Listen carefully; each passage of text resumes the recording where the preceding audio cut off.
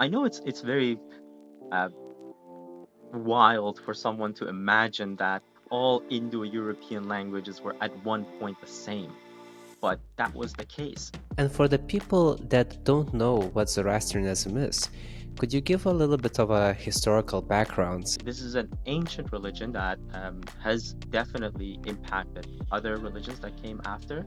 How did this regime come into power? Was it a coup 44 years ago? Many people say that the Shah of Iran was a Western puppet, but they they they, they missed the entire 1970s of how the Shah was trying so hard to free the country from foreign influence, and that was one of the primary reasons why Britain and a lot of European countries start turning against him.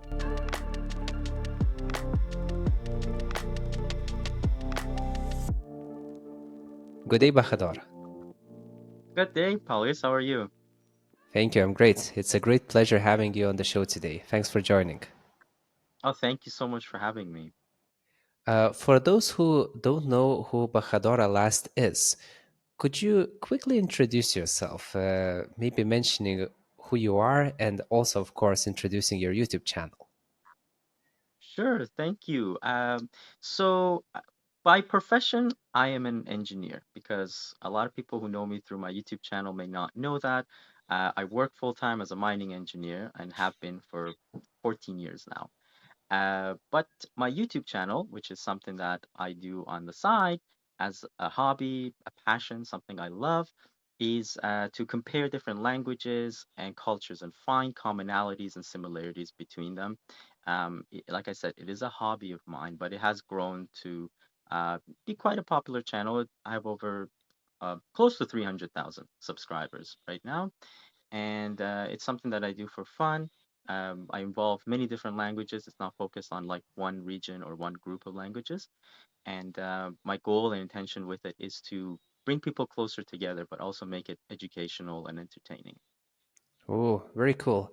So tell me, how did an engineer decide to create a YouTube channel about cultures and languages and become so successful at the same time? What's the correlation here? How did that happen? Well, I always had a lot of interest in different cultures and languages, specifically their history. Like what really intrigues me is finding out how cultures influence one another, how different languages impacted one another, reading about their history, reading about the history of different cultures. And I would travel quite a lot. My previous job allowed me to travel so much. I traveled to 50 different countries. And throughout these travels, obviously, this interest of mine kept growing more and more. And one thing I would notice while I was in different countries is how I can pick out a word in this language or that language. Like, let's say, for example, the Serbian language or Greek, or many different languages. And I would hear words which I understood, which I knew are not native to that language. And it got me more interested in finding out how this word had traveled from this language to that language and eventually made it here. So this kind of got me interested because I was like, this is so cool how they say this word in Croatia and somebody from a country so far away uses the same word, right? So I was like, oh, we can kind of like make this into a game, something fun where you have two people who sit down and I give them a bunch of words and they read it to one another and try to guess what the words mean. And that's kind of how the idea was born. And then later, when I met my future wife, uh, when we were talking about this, I was telling her how this it's interesting, and she also has the same interests as I do in different languages and cultures. We're like, yeah, well, we know we live in Toronto, we live in a very multicultural, diverse city, and we have friends from so many different backgrounds. How about we make videos about this, So, and that's kind of how it started. Very nice. So, how much time has passed since the beginning of the project? And when did it start picking up steam? Because I'm pretty sure you didn't expect that so many people will be interested in it. And what was the transition point? Well, we started recording videos back in late 2017, but it wasn't really like language videos. Like people will notice that this YouTube channel has existed since 2013, but I wasn't really making videos. It was just, you know, just it just existed.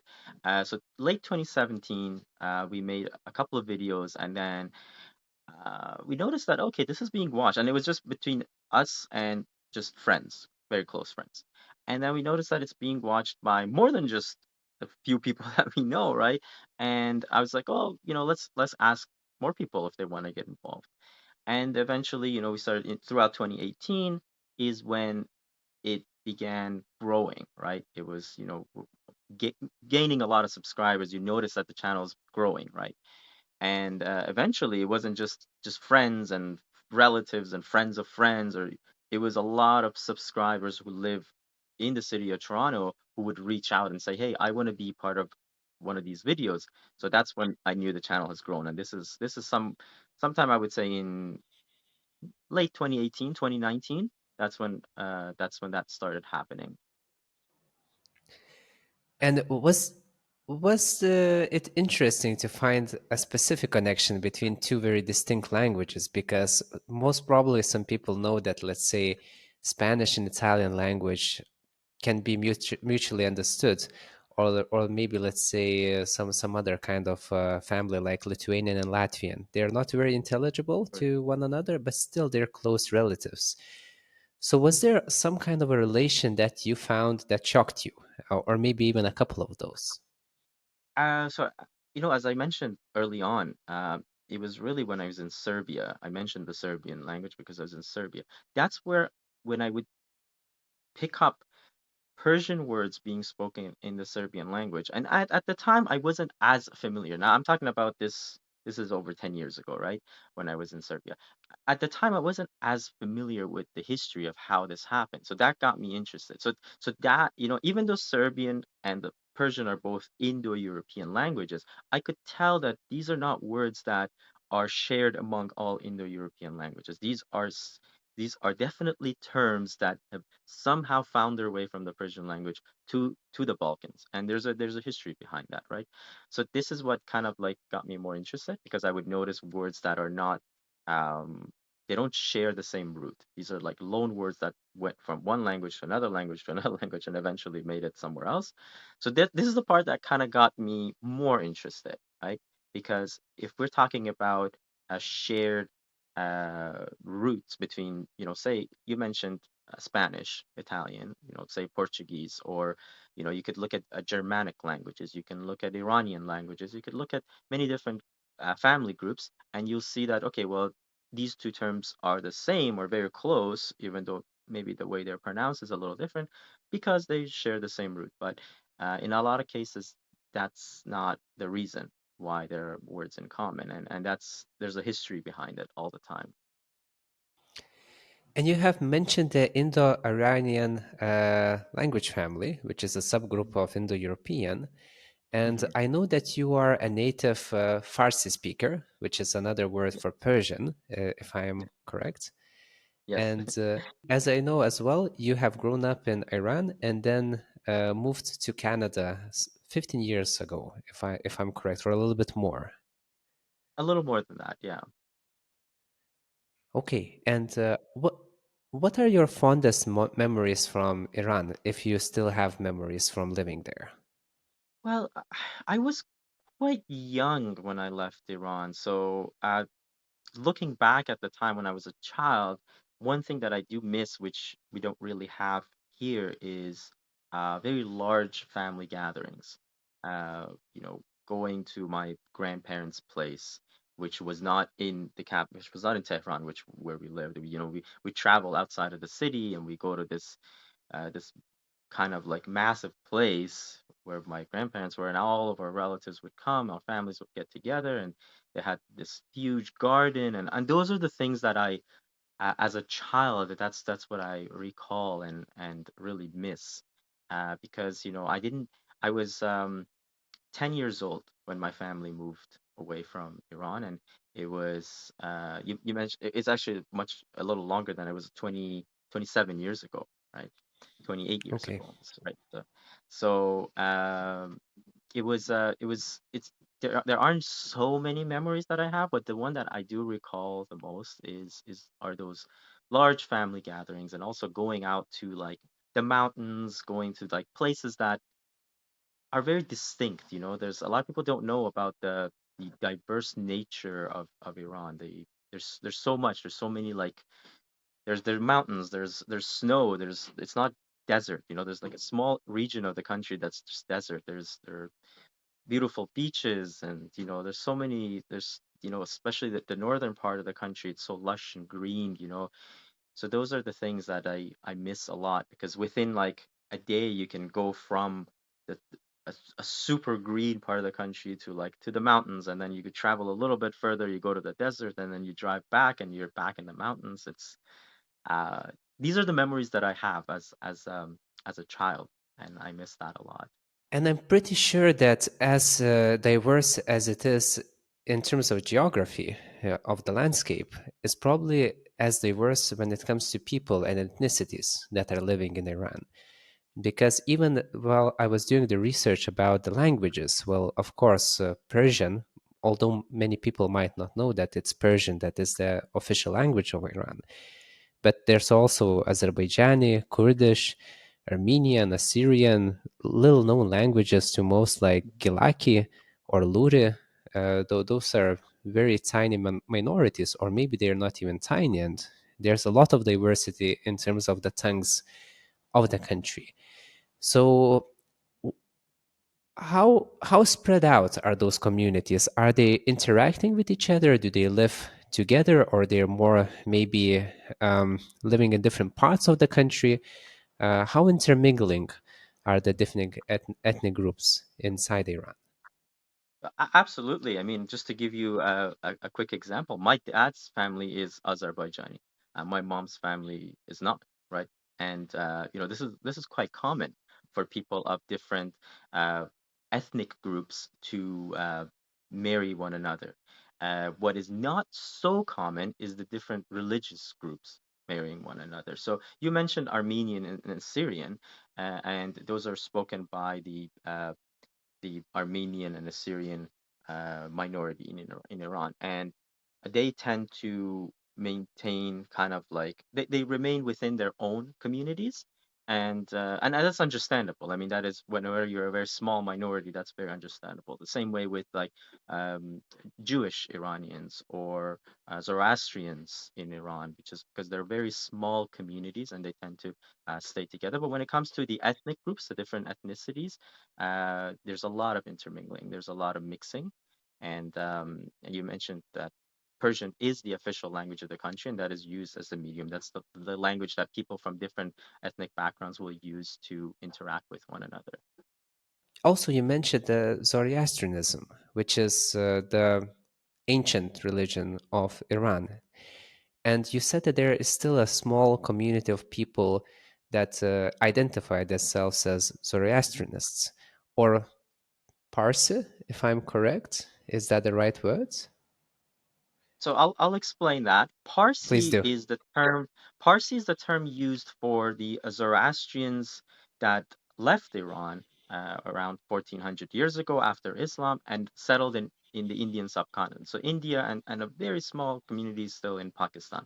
So they are referred to as Parsis, but the term Parsi is just for that Zoroastrian community in the Indian subcontinent, not the Zoroastrians that still live in Iran. The Zoroastrian community inside Iran never refers to themselves as Parsis. But yes, there is still a, a small Zoroastrian community that lives in Iran, and there are Zoroastrian temples, active Zoroastrian temples in the country. And despite the religious discrimination that exists because of the current regime in Iran, um, Zoroastrians are accepted as one of the religious minorities in the country, along with Christians and Jews. Whereas the other minority that is quite big in Iran, the Baha'i community, is not. They don't recognize them, and they actually are very highly discriminated against by the regime, not by the people. So the Zoroastrian religion, I do want to mention something that a lot of people maybe they've heard of the term Zoroastrianism, but what they don't know is that despite the fact that the numbers of the followers have dwindled, culturally, the Iranian culture today is very much based on the Zoroastrian religion when it comes to the festivals that we celebrate and the customs and rituals that all Iranians, despite their religion, um, consider as part of their identity. It is based on Zoroastrianism. For instance, the most important festival for Iranians is Nowruz, the spring equinox, the first day of the year. Uh, con- Called the Iranian New Year, but I mean, I personally just call it Nowruz because it's also celebrated by non-Iranians. That comes from Zoroastrianism. There are other ones like Yalda and Chharshamba Suri. There's a list of different festivals that Iranians still celebrate that come from Zoroastrianism. And for the people that don't know what Zoroastrianism is, could you give a little bit of a historical background and what kind of influences Zoroastrianism had on other religions? Because it's not widely known that it was the first monotheistic religion, most likely, on the planet, and it has a lot of historical heritage to it. So, if you can, could you please elaborate a little bit? Well, firstly, I'm glad that you mentioned the first monotheistic religion because a lot of people falsely claim that Zoroastrians worship fire, which is not true at all. They don't worship fire. Fire is seen as an important element, the same way water or it's not worshipped. So this is something that a lot of people get wrong. They falsely claim that Zoroastrians worship fire. No, they're monotheistic, just like Jews, just like Muslims, Christians. They believe in a single God. And this is an ancient religion that has definitely impacted other religions that came after. And some of those rituals, some of those, if you study the text, you'll see that uh, they are pretty much copied from Zoroastrianism. And the influence is not just cultural, but also within the scriptures. You know, let's say, for example, the concept of heaven and hell. This existed in Zoroastrianism. The a ritual of cleaning yourself with water prior to praying, which you see in some religions. The concept of praying 5 times a day at specific times. This was this is part of the Zoroastrian religion, and the list goes on and on. There are so many different things. Uh, and I know a lot of people might like to think that their religion is very unique, but we have to keep in mind that all religions, all belief systems have taken ideas from one another and influence one another. So it's very important. This is a historical fact. This is not about attacking someone's religion or trying to diminish or downplay what the religion is. It's just a historical fact that religions have influenced and impacted one another. And I know that the Zoroastric texts are written by an ancient language which was called Avestan, and the holy book of Zoroastrianism is called Avesta. So that is quite similar to the Indian Vedas and Sanskrit being the equivalents. So, how connected are such languages as, let's say, Old Persian, Avestan, and modern day Persian language? Are they closely related or have they changed a lot? Like, what happened there? Well, Avesta is still kind of seen as the religious language of Zoroastrianism. Along with Old Persian, though they were the old Iranian languages, as you mentioned, very close to Sanskrit, and of course, also similarities are shared with Lithuanian, uh, which is quite noticeable once you start to dig deep into those languages. Old Persian is the ancestor of modern Persian. It was written in the cuneiform. The script has obviously changed. That's not used anymore. Even Middle Persian used a different script. But it is the ancestor of modern Persian. There are a lot of terms and words that are shared, that are in common, that are used in modern Persian today. But to understand the Old Persian language, it is not possible. Middle Persian, however, is to a large extent still intelligible to a modern Persian speaker. But when we go to Old Persian, Avesta, it becomes quite distinct and different, and that's natural. That's the same with pretty much every language in the world. But yes, they are connected and very much in common. They have a lot in common with Sanskrit, and also Old Persian is the ancestor of modern Persian. As I said, they do share quite a lot, but they're not. If somebody were to read something from Old Persian, it wouldn't be that easy to understand, even though you could probably pick out a lot of words. And as a language explorer, in some ways, I could even call you a language archaeologist. What do you think? How come languages of such different regions as, let's say, Lithuania, Iran, and India are connected in such a way that they bear quite interesting and archaic similarities? How did this happen? Was it a migration issue, or Mhm. was it something else? Well, I mean, again, because I love history so much, when you dig back and you go back in time and you look at where different tribes and different communities had lived, I know it's very uh, wild for someone to imagine that all Indo-European languages were at one point the same, but that was the case. There was a single Indo-European language that was spoken a very long time ago, but you know, the tribes and humans are no, were nomadic. They would keep moving. They would move this way, go that way, and throughout these migrations, they would interact with other communities. They would interact with different groups of people, and this would influence them. This would influence their culture. This would impact their language. This would impact the way they pronounce a certain word that was the same as the other groups of people that they were living with. And throughout history, they would migrate and expand, and that's, as time goes on, everything changes. Language, culture, it all changes and progresses or shifts or gets influenced, impacted, and becomes something different and quite distinct. Which is why today, even though, say, a language like Lithuanian and Russian and Persian and Hindi and Bengali and Spanish, these are all Indo-European languages, but they have changed and shifted so much throughout time that uh, they don't sound anywhere close to one another. However, you can always find the Indo-European commonalities between them when it comes to specific words. That's very cool. It sheds a lot of light on how the world has been before maybe 4,000, 5,000, maybe after the ice age, even before the ice age, who knows? Like it gets very misty, especially if you listen to people like Graham Hancock or someone else with alternative views on history. So then you start questioning a lot of things uh, that refers to our ancient history in some ways. Mhm. But when we come back to Iran and we think about how the Persian language has changed, because you mentioned that there's the old Persian language, there's the mid Persian language, there's the modern Persian language.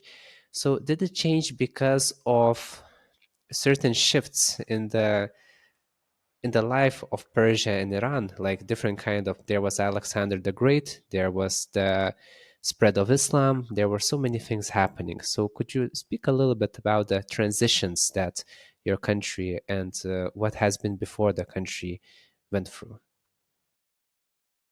Yeah, of course.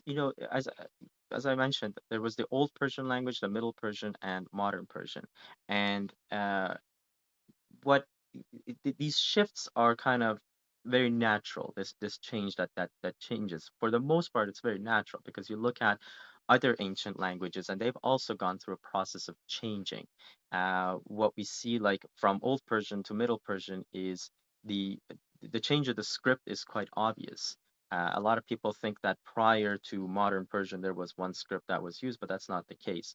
The Middle Persian language was written in a modified Aramaic script, and the Old Persian was, it was just the cuneiform. You see it still in ancient tablets and historical sites throughout Iran. Um, the shift that takes place from Middle Persian to Modern Persian happens after Islam, but this is also something that is kind of misunderstood, and there are a lot of stereotypes about it. the language, the Arabs who came, throughout the Islamic conquest, they did not um, change the language to the extent that people think they did. The modern Persian language does contain a lot of Arabic loanwords. There's no question about that. But these words, the original Persian word, is almost always preserved and maintained. Sometimes it's just used interchangeably. Like a lot of times we might use the Arabic loanword or we might use the Persian word, the original Persian word. But even if that's not the case, they are preserved in poetry, in literature. You can always find the equivalent of an Arabic loanword in the Persian language. What happens after Islam is the Middle Persian language gradually starts to change.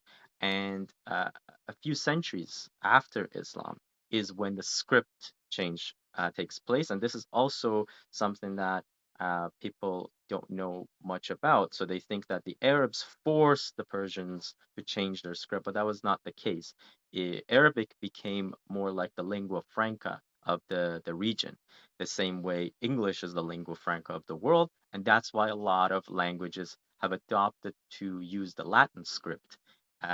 They've changed, like say Turkish, for example, a century ago, they changed Indonesian, Malaysian, Somali. I can name you so many different languages that started adopting the Latin script. The same way that Cyrillic has started being used for certain languages. So Arabic becomes the lingua franca of the region. The Iranian people go through a very, very, I would say, difficult process of trying to not have their language be changed because a lot of the countries, they weren't necessarily countries at the time, but a lot of regions throughout the Middle East, um, you know, they became Arabized. They adopted the Arabic language, um, with Islam. Iranians, even though they became a Muslim majority, they fought to maintain and preserve their language and distinct identity. And that is why the script change takes place by native Iranian dynasties, but it is just a change in script. The language remains the same. And as I said, the Arabic loanwords, as well as French loanwords, a lot of in Iranian Persian, the Iranian Persian is kind of a variety, like there are different varieties of the Persian language. Like if you go to Tajikistan or Afghanistan, the variety is a little bit different. But within Iranian Persian, there are a lot of French loanwords as well, and they also have their native equivalents, which are preserved. So is the Persian language also the national language of some other countries at the moment? Yes, in Afghanistan and in Tajikistan, um, this is another thing that causes confusion because I've heard and I've seen many people assume that in Tajikistan and in Afghanistan they call the Persian language Tajik and Dari, Tajik in Tajikistan and Dari in Afghanistan. But these are, to be honest with you, these are just really political terms for the same language. We don't call the English language spoken in Canada or Britain or Australia, you know, by a different term. It's English, right? You know, I, a Persian speaker from Iran has a much easier time understanding a Persian speaker from Tajikistan than a Canadian and an Australian sometimes, but people are not gonna start calling. They don't say, "Oh, Australian is not English." They don't give it another name, right?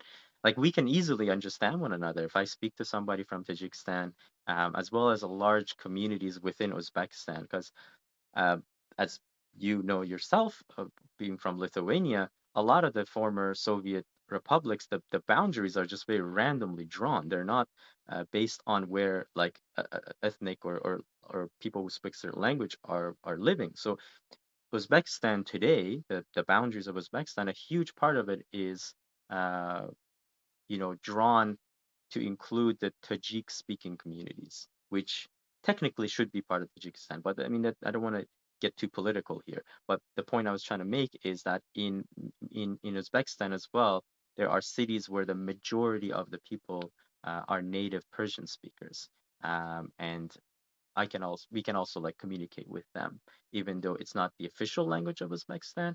It is spoken by the majority in certain parts of the country.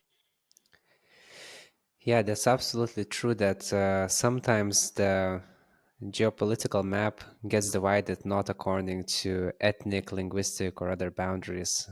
We could take like even Kaliningrad, for example. It has gone Mm-hmm. so much transition throughout history, being a Prussian land of old Prussians, which were a Baltic tribe, transitioning into the Germanic order, going through given to Russia after the Versailles Congression. It's and it has gone so much transition that if I would be a person from that place, I would be super confused about my history. And Yeah. as you have said, even I got very curious and interested when I saw that because my grandparents come from a region that is in the south of Lithuania, which is very close to the Lithuanian Polish border. So it's maybe like 20 Mm-hmm. kilometers away. And sometimes when you go over the border, you just continue seeing names of villages in Lithuanian. And I was like, hey, but we're in another country. How does that work? And then I realized that, there has been a lot of border changes and other kind of things. So I do Mm-hmm. understand that a lot of things in the region of, let's say, Tajikistan, Iran, and I think you also mentioned Uzbekistan, if I'm correct, or was it another country? Afghanistan is where, so Afghanistan, yes. yeah, in Afghanistan, the Persian language under the name Dari has official status, along with Pashto, right? So then a lot of native Pashtuns. So Pashto is another Iranian language, like among Iran, like, so this is where, like, I should be very clear about this. There is the Iranian as the nationality, the citizens of the country of Iran, based on the modern day political boundaries of Iran. And there's also the ethno-linguistic group of Iranian people and languages, which extends far beyond what is modern day country of Iran, and Pashto being one of them, where Pashto speaking communities don't exist in Iran. I mean, maybe through some migrants or people who have settled, but it's a very small community. But in Afghanistan and in Pakistan, there's a huge Pashto speaking community, and their language is among the linguistic family of Iranian languages.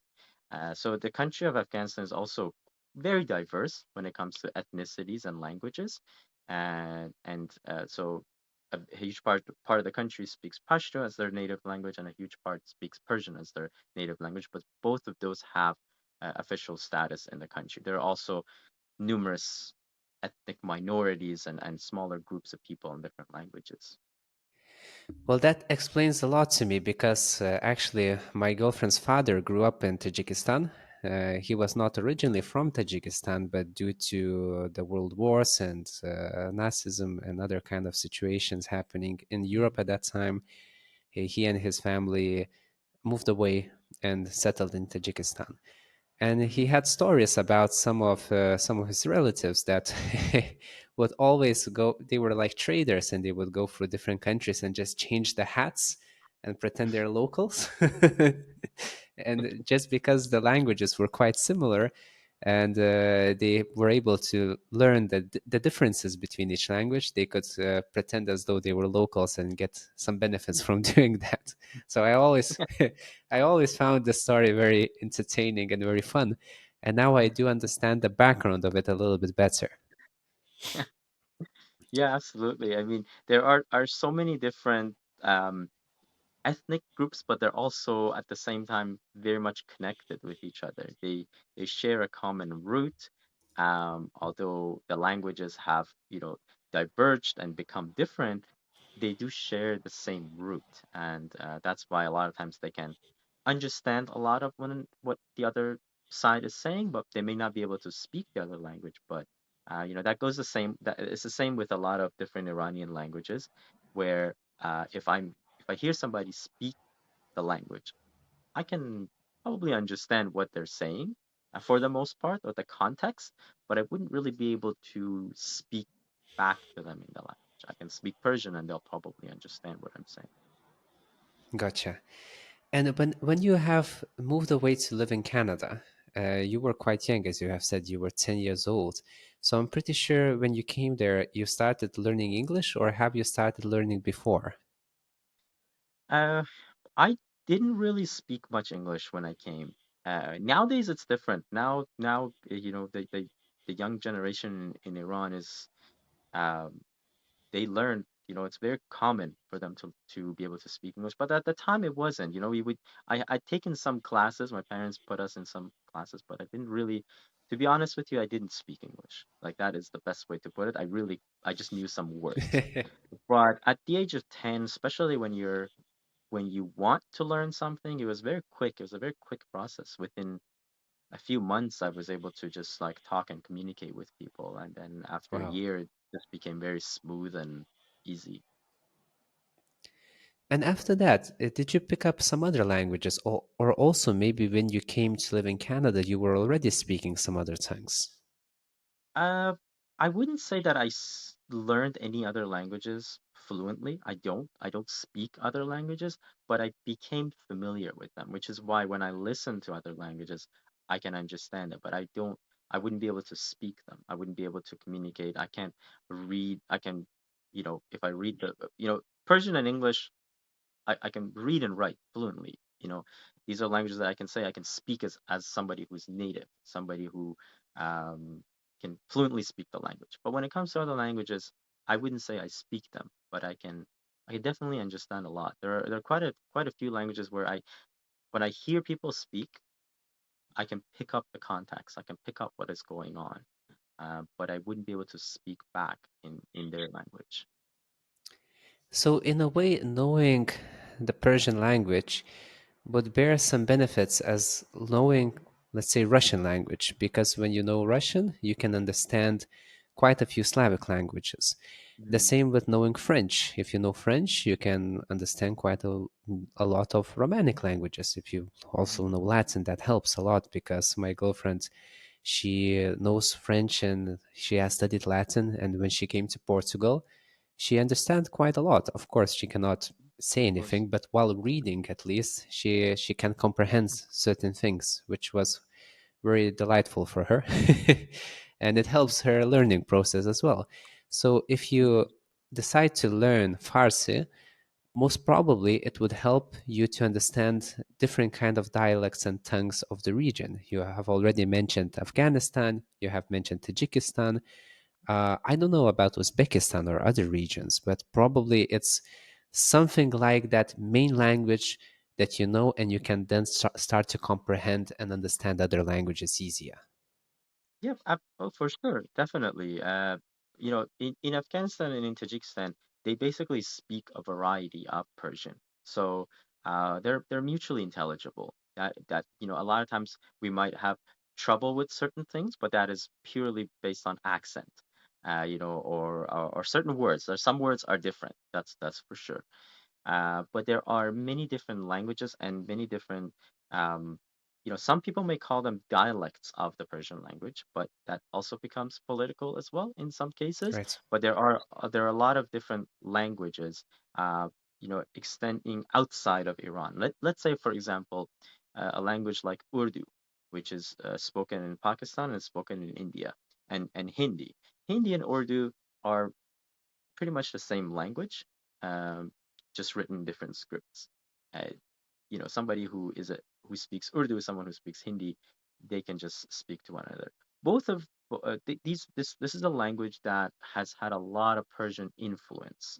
Although they're both Indo-Iranian languages, they are distinct. But I think somebody who speaks Persian and has a fair bit of understanding of Indo-Iranian languages can learn Hindi/Urdu quite easily because there's a lot of shared vocabulary, there's a lot of shared words. And this is one thing to keep in mind. This is not the result, I mean, part of it is a result of common Indo-Iranian terminologies that goes back to, thousands of years ago. But a major reason for it is because of the last few centuries, where the Persian language became the official language of a lot of different non-Iranian empires. And this is very important to keep in mind. There were a lot of ethnically Central Asian Turkic empires that extended from Central Asia to Anatolia and South Asia, modern day India and Pakistan. They were not uh, Iranian. They were not ethnically Iranian, and the Persian language was not their native language, but they made Persian their official language. And through this process, a lot of uh, Persian words reached the languages of different Indian languages. And then if you look at the Balkans, when because the Ottomans also, when they extended and they were, part of the Balkans and Eastern Europe was under Ottoman control, a lot of the words through that process, a lot of Persian words went through that route as well and reached languages like Romanian or I previously mentioned Serbian, but also, other languages in Eastern Europe, like Bulgarian, that these words, this is the process of how the words reach those languages. And for a person that is interested in, let's say, how the ancient world was, about the migrations and changes of languages, about the cultures, about the kingdoms, everything that you have learned as a language and history enthusiast, what are some materials or maybe some books that you could recommend people that could read to also gain a little bit more knowledge into this aspect of history? Uh, to be honest, like because I do a lot of just independent research, like there's not a specific book that I can say is, this is like, you know, a book that I would suggest for understanding like the ancient world. When it comes to books, I can recommend specific books about the politics of the past 100 years in Iran. That is something that I can definitely like recommend reading material. But when it comes to like the ancient world, when it comes to like history, I just, there's like a certain subject, I'll start reading about it. I'll look online and I'll read about that. If there's something else, I'll go like research about that. I'll start reading about it because that's why I wouldn't be able to recommend a specific book, but I think that what's really important is to always uh, dig deep into everything because a lot of times we hear something about like, oh, how something in this language or something in this language is the case, like I'll give you one example. I made one video comparing Korean with Tamil, and at the time when I made this video, it was people were like, well, how could Tamil and Korean have anything in common? Uh, so the video became quite popular. It was broadcasted and shown in different articles in different parts of the world. And I was reading so many strange and random theories about why this exists. And I just want to tell people, I want to warn them not to ever like fall for these things. If you read something online, just kind of try to do more research about it. Don't just like, take it at face value and say, oh, this is the reason, this is why this happened. Because there's a lot of like false information as well. There's a lot of just superstition. There's a lot of random stories that are not true that people just make up and they post online. And sometimes it just sounds interesting, so people are like, well, this is cool. This is, I'm gonna tell other people this is the reason. But I just highly recommend that people do more research. Don't just take it from like one source or one place. So, what do you think? What could be a good way to decipher false information from true information? Because that's for some people, even for me at points, it's very hard to make that distinction because not everything can be backed up by research, not everything can be backed up by hard data, and then it's mainly a hunch that you make. Because let's say when we go deeper in history, a lot of things becomes subject to interpretation, and there Mm, are archaeological evidence. But when we think even about languages, Lithuanian was not written until the Middle Ages, so most of the time it was a spoken language. So mm, when you want to guess how old is Lithuanian, if you only look at the written scripts, you will say, well, it's from the 15th century or something like that. So it mm, starts getting complicated in some ways. So, for people that would like to be more critical, would you recommend just trying to read as much of different kind of sources as possible and then make an informed opinion? Or is there another way how to decipher? That's the best way to go about it. If we, yeah, I mean, when it comes to a subject that historical subjects that go back very, very, far back, sometimes it's very difficult. Sometimes you can never know for certain what is true. So you have to sort of make an informed decision by yourself. uh, like I said, you can't just take something at, take it and say, oh, this must be the reason. But even for me, I still um, don't have a conclusive answer to some questions, and there's nothing wrong with that. We don't have to know exactly why this is or why that is, and always just say, okay, no, we have to have a reason, we have to have an answer. One thing I mentioned about, like, the Persian language and the change of script. There's still different theories around that. Like, why did they change it? The most conclusive answer that I can give about the change from the Middle Persian to the modern Persian script, and why they adopted the Arabic script, a modified form of the Arabic script. It was because Arabic became the lingua franca, and it was better for them to be able to spread the language and preserve it. Now, that is something that I have come up with based on the information that I've read, based on what I studied about the history of the time period, and so on.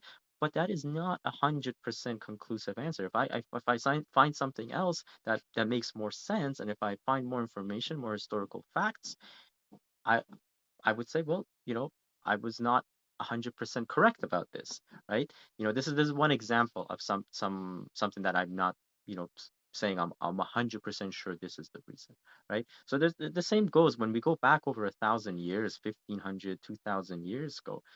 There's a lot of information that we have which might not be 100% accurate or true. So you got to always keep that in mind and never feel like it's wrong to not know the answer, right?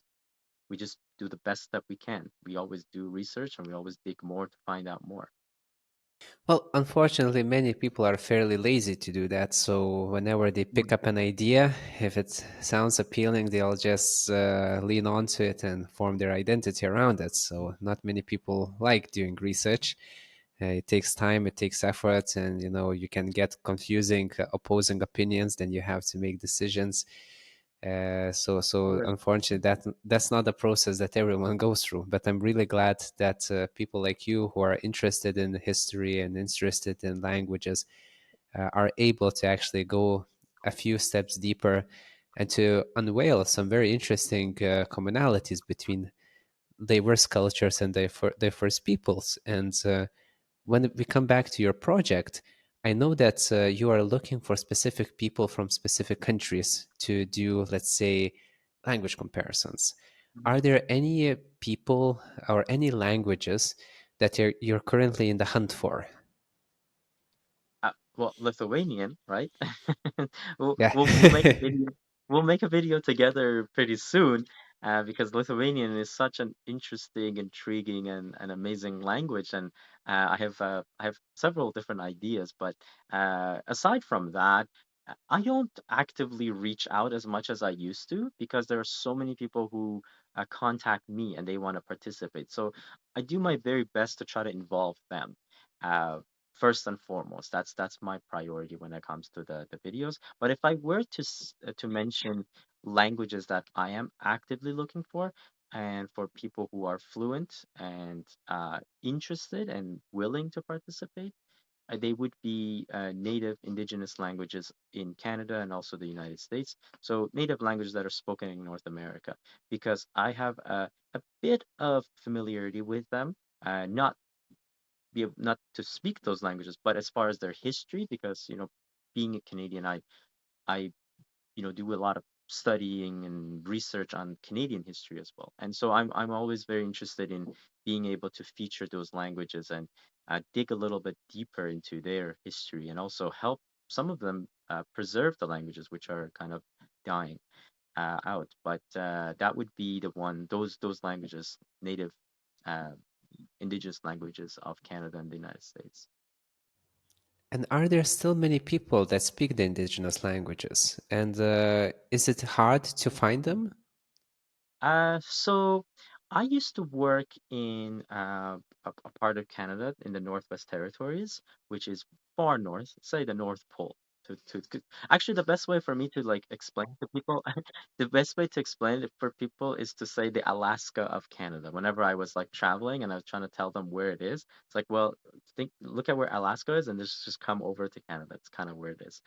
And over there, I met a lot of people, First Nations, indigenous communities, people who spoke certain languages which many Canadians have not even heard about, right? And I wanted to involve them, but there's also the element of the person wanting to be a part of this, right? So this is the reason why I don't search for people. I I have them come to me because the people who reach out to you and say they want to participate, they are the ones who really want to be a part of it. They're the ones who really want to talk about their language. They want to tell the world about their culture and about their, there's so much that's better about it that way. So I never wanted to feel, I didn't want to force the people that I knew to be a part of this. Although I did meet quite a few people who spoke the language. Some of them just didn't feel comfortable. They're like, well, I speak it, but I don't speak it that well, so people are probably going to tell me like you're not a good representative. But yeah, aside from that, there are so many, there are numerous native languages throughout Canada. For instance, the Cree language, that is one of the better known ones. And one thing that people outside of Canada don't know is many of the names, the cities, even the name Canada, these are all indigenous, come from indigenous languages. Toronto, Ontario, Ottawa, all of these names, like people, if they do a little bit of research about them, they'll see that most of these names come from native Canadian languages. Yeah, I heard that actually from a friend who went quite often to the New York State. And when you leave Manhattan and you go deeper into the state, you start seeing names that you cannot even pronounce. they're they're they're so foreign to even an English speaker, and that's the reason why, because they're indigenous names of the towns Right. and the places that you find. So it's Yeah. also very interesting. And yeah, I believe that aside from the Indo-European language family, there's other kind of languages that developed, let's say, in the Americas or elsewhere Mhm. in Africa, in Australia, in the islands, let's say in Melanesia or elsewhere. And even under one of my videos, I saw a lot of fight between Tamil and Sanskrit speakers about which language is the oldest and which language is the mother of all languages.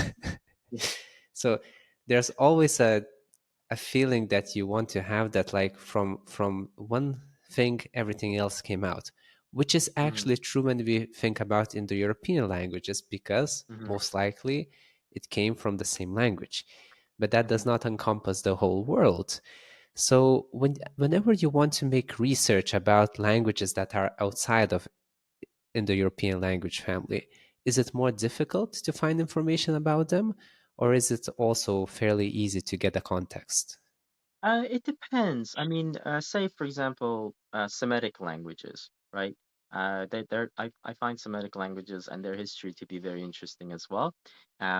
The Indo-Iranian people and Iranian people in general have historically always uh, had a lot of interaction with Semitic people, and this goes to well before Islam, where the Arabs and Persians would start to, interact and all that influence that comes. Even well prior to that, with the Assyrians, for instance, the Aramaic language. So I find those Semitic languages to be very interesting, very intriguing. So um, it's not as easy to find information when it comes to those languages compared to Indo-European languages, especially Iranian languages, because I'm so familiar with them. It's so easy for me to like put together material. But it is still possible. You can definitely still, um, you know, dig deep and find information. It's out there. And you also mentioned that you're a little bit interested about Lithuanian language in some ways. Mm. Because we will not have time to speak on your show much about the context, because it's a little bit of a shorter format, maybe you could share here a couple of things that got you interested in this language specifically as well. Well, I think the very fact that Lithuanian retains a lot of archaic elements, and when it comes to any language that preserves uh, ancient, archaic elements of the language, I'm always interested. I'm always interested to know more, and that's the reason. And then, when I was like doing a little bit of research, finding the commonalities with Sanskrit is what really got me interested because I realized that these are things that are factual because the Lithuanian language is spoken today. We have Sanskrit as a language as well as there are dictionaries, there are terms, and you when you find these words in common, this is no longer just like some hypothesis or some random like somebody making a statement. This is a fact that I'm seeing the common words between these two languages, and this tells you a lot. It's very, for me, it's just amazing. It's something really intriguing and interesting to look deeper into. And as I mentioned, when we do make a video together, that is definitely one of the subjects I do want to focus on.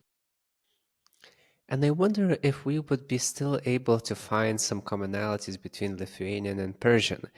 Maybe with Old Persian, maybe there could be more similarities, but I'm very curious about modern Persian. Would there still be something, some loan words, or something else still retained in both languages?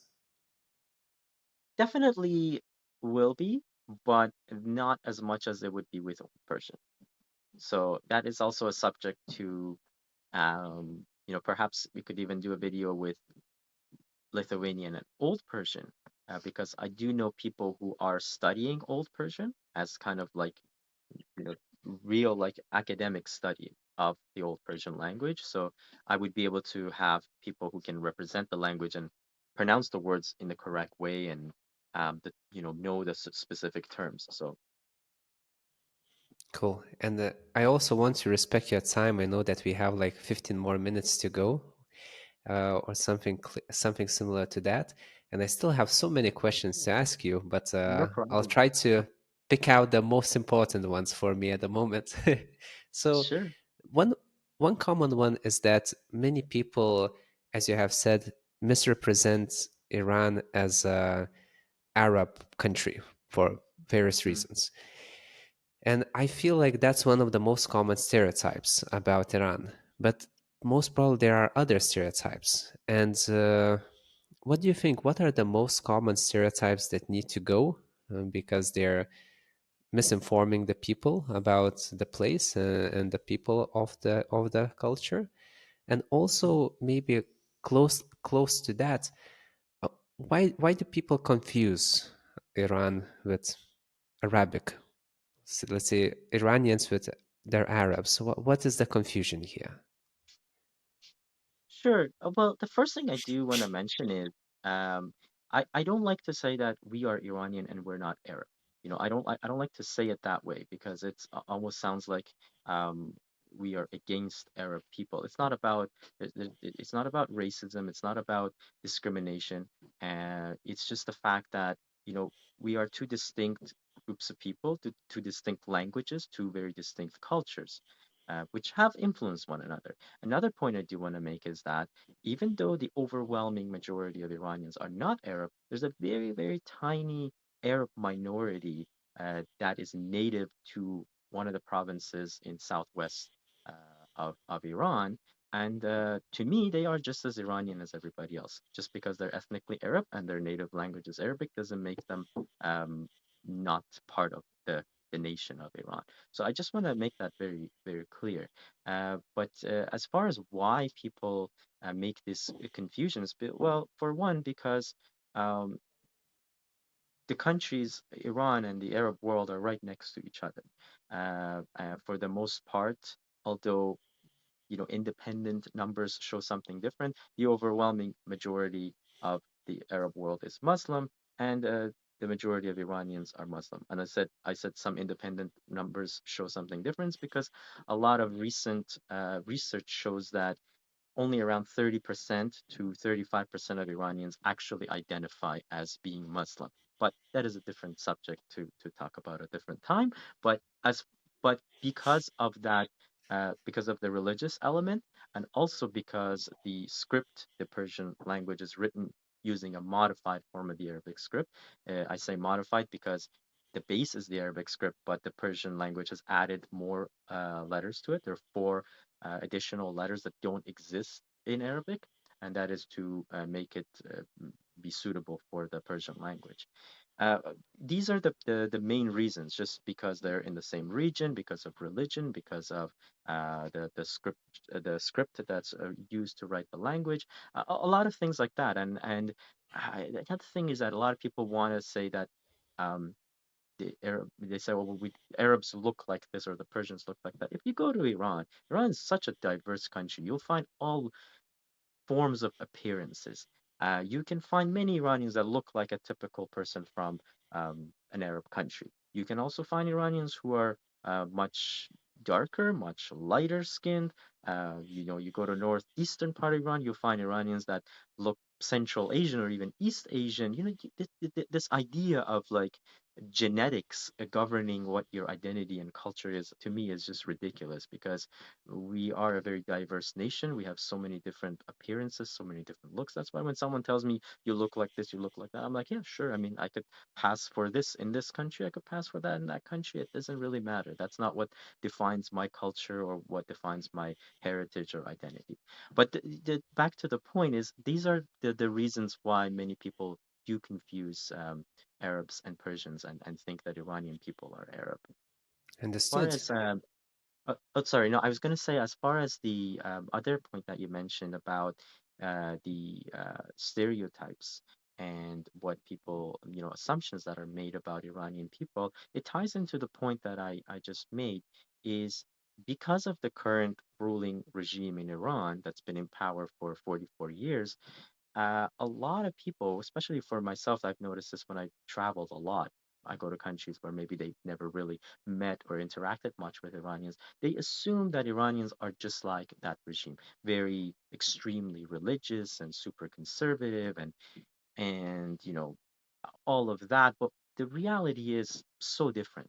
It's very different. And I think over the past year, because of the massive uprising and protests that have taken place in Iran, I think a lot of people around the world have woken up to that. They've started to see the Iranian people for who they truly are, rather than what they assumed, which was assuming that they were just like their government, that they are not these regressive, super, extremists and religious fanatics, and they are the exact opposite of that, and they're trying to free themselves from that. Uh, you know, like I said, the independent research right now shows that, and I'm not saying that just because somebody is Muslim that then they're like a fanatic. No, but I'm just saying how the country is not seen for what it really is, and that independent research is showing that 30 to 35% of the country identifies as being Shia Muslim, and about a majority of the country doesn't really identify with Islam. Uh, so these are things that people outside of the country don't know much about. Um, Also, the fact that for the average Iranian person, even Iranian Muslims, their Iranian culture comes first before the religion. I'm not talking about the very, very religious people. I'm not talking about the regime. I'm talking about the average Iranian Muslim, which includes many of my own relatives and family members. Their culture of their Iranian culture, their language, all of that comes before their religion. This is not something, again, that I want to say because I want to say something negative about the religion. No, I'm just stating a fact about how the society functions and how people are. But yeah, that would be the another major stereotype that is, I think, quite prevalent still in some parts of the world. But because of what's happened in the last year, I really do think if people are tuned in, if they're following what's going on in the world, uh, they have come to realize that the average Iranian person is nothing like the regime that occupies them. So, while we still have some time, could you please speak a little bit about how did this regime come into power? Was it a coup that happened 44 years ago? This is something that would take a few hours to explain. So there's a lot that I can talk about. If people are interested, I've actually made a few posts on my Instagram page about historical events that led up to the 1979 uh, catastrophe. I don't even want to call it a revolution. It was an absolute catastrophe. So when you go back to the 1960s and 1970s, Iran went through a massive uh, shift, a huge change. What some people call the White Revolution. Uh, that's referred to. I don't really like the term White Revolution because it doesn't really like explain what was happening. It was a lot of social reforms, a lot of changes within the country, and the country was actually growing i- in a very, very rapid uh, way. It's growing very rapidly. Like it was, throughout the late 1960s to the early 1970s, mid 1970s, economically, in terms of technology, in terms of so many aspects of life, social aspects, it was growing really fast. And obviously, there was a lot of people who, you know, were not happy with certain changes when it came to the clergy. There were also a lot of people who were not religious. In fact, a lot of communists, a lot of people who were uh, quite anti-religion, you could say. They were also against the former government of Iran, the Shah of Iran at the time. So they were the major opponents. There was the religious, and they were the uh, leftists and a lot of communists, but they all start to work hand in hand in order to get rid of the government that was in power at the time. But again, there's so many small details that goes into this because it wasn't only the people inside the country. There was also the external and foreign element that was involved. Uh, Many people say that the Shah of Iran was a Western puppet, but did they missed the entire 1970s of how the Shah was trying so hard to free the country from foreign influence. And that was one of the primary reasons why Britain and a lot of European countries start turning against him. And these are not things that I'm saying because some people say, oh, that this is just like a conspiracy theory. No, I mean you can go and read the actual documents and official communication that was taking place with the foreign minister of the UK and foreign minister of the United States with people who were kind of working against the Shah of Iran. Like these are actual like facts. One of the big reasons why the West started to turn against the Shah was that in the 1970s, uh, uh, when Israelis and Palestinians, there was 1973, there was a war, Yom Kippur War, and a lot of Arab countries uh, uh, began to boycott. They said, we're not selling oil to any country that supports Israel. And what the Shah of Iran did was he said, basically, he said, well, why would we do that? Why don't you guys, let's all work together and we raise oil prices? And this is just something that really triggered a lot of people who at the time thought that they can control the Shah, they can control Iran, they can control how uh, the oil flows out of the Persian Gulf to the rest of the world. And because of that, they managed, he basically took control. He said that I'm not going to be governed, I'm not going to be told by Western powers what to do. So this is this to me at least, this is not a conspiracy theory. This is the reason why a lot of Western governments were angered because they didn't see the Shah as they realized that he's no longer that, little baby that they can just kind of tell him what to do and what you need to do and whatnot. And something else that really is very interesting, and I don't know why a lot of so-called anti-imperialists in the West who for some reason love to support dictatorships because they're against the West. I mean, they don't really think that.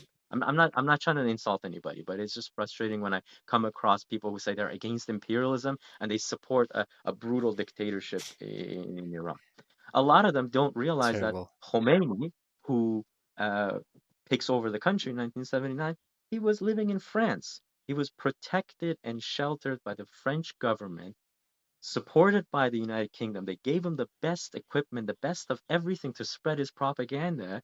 Meanwhile, no Middle Eastern country wanted to have Khomeini in on their soil. None of the Muslim countries wanted him there. So, but the French were, and then he flies first class from Paris to Tehran. That's the day that this so-called revolution takes place. I mean, if people are so against like Western imperialism or whatever they want to call it, uh, well, why aren't they against that? Why aren't you against the fact that the French and the UK government were the ones who supported taking this change in Iran? I mean, again, this is something that would take so long to talk about, but I just try to condense it into um, a few minutes. But this was one of the were some of the primary reasons as to what led to that major change. And one thing else that's really worth mentioning, so many people, especially on the left, who initially supported the Khomeini and the Islamic Revolution because they wanted to get rid of the Shah, so many of them regretted it right away. So many of them who had high positions were either arrested, executed, forced to flee the country. They went into exile and died in exile. So this was a disaster for even the people who uh, fought to make this revolution happen. And this was, my during my parents' generation, and I can never understand or forgive the people who did that to the country. They basically they took a country that was flourishing, like advancing, progressing. Of course, it had issues. There are issues in every part of the world. A country that was finally trying to free itself from foreign influence was really, really fighting hard to do that, and they went and brought this lunatic to take over the country and just basically, destroyed everything. Like really, just ruined the country. Um, but yeah, that's a very like condensed form of it. This is a subject that requires its own like full podcast to talk about. I would love to explore that more because for many people, history is a difficult subject to comprehend. And having sources, having material to read, having podcasts to listen could really open up one's mind to the larger context of the world because we are no longer living in the days where information is scarce.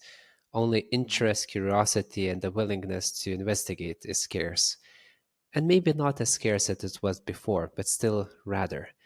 And yeah, I'm very intrigued with what you have said. And after the podcast, I will ask you for some resources for further investigation. For sure. No, I'd be happy to share anything. And I just want to say I completely agree with you. I think it's very important that even if people have disagreements when it comes to a lot of the things that we discussed and talked about, it's important for us to listen to one another because even my own opinion and views have gradually changed and progressed over time. And that's because I'm willing to sit down and talk with people who I don't necessarily agree with about everything. So it's very important for us to at least listen to one another, even if we don't completely agree. Yeah, that's true because with the current years, it seems like the world has become and is increasingly becoming even more scattered and tribalistic and separated, whether it be in the views of politics or whether it be in the views of religion, geopolitics, cultures, vaccines, whatever, what have you. There's so much happening everywhere, and just an open conversation without necessarily accepting the other person's truths, but just Mhm. being open enough to talk and investigate together. That's something that could change a lot, and I hope that in the near future we will have more of those, and it's not and not false information from ChatGPT created documentaries or articles, because that's another danger that might Yeah, await us. yeah, for sure. And No. when we think about the future, and when we think about your future as a person that is interested in languages, I know that this is not your primary career, because as you said, you're an engineer by profession. But still, what do you think awaits you in the future, and what kind of changes, or maybe what kind of advancements would you like to do regarding your projects? Well, one thing that I have in mind, and I really hope that in the future I'd be able to implement this, is as I mentioned throughout the podcast, I used to travel quite a lot, but in recent years, because I have two little kids now, it's not really possible to do that. In the future, I would really love to uh, get back to traveling, but also kind of tie in the work that I do on this channel with my travels, as in go to certain communities, certain parts of the world, and make short videos about the language and cultures within those communities, talk to people, and also find ways of doing the same thing, as in connecting different cultures and different languages in different parts of the world when I travel. Well, I'll be waiting forward to that. And maybe if you ever decide to come to Madeira, you can find me here. Or maybe if we're going to relocate, we can stay in touch. And I would love to meet in person and continue this conversation, and maybe some other ones to come. So I thank you a lot for joining in today. It was a very enlightening and actually a very extensive conversation about many topics. It was my pleasure, Paulus. Thank you so much for having me, and I would love to, and I'm pretty sure one day we'll meet in person, and you're also welcome here in Toronto anytime. Oh yeah, that would be very fun to actually use this opportunity and come to visit. But as you know, teachers are not the wealthiest people around the world. So maybe if the situation changes and I have more Sure, opportunity to travel, I'll use this invitation. sure, whatever works. But one day we'll meet somewhere in the world. So Cool. Well, anyways, until next time, and I hope everyone listening enjoyed this conversation. This was Bahador Alast, and I hope to see you next time. thank you so much. Thanks for having me.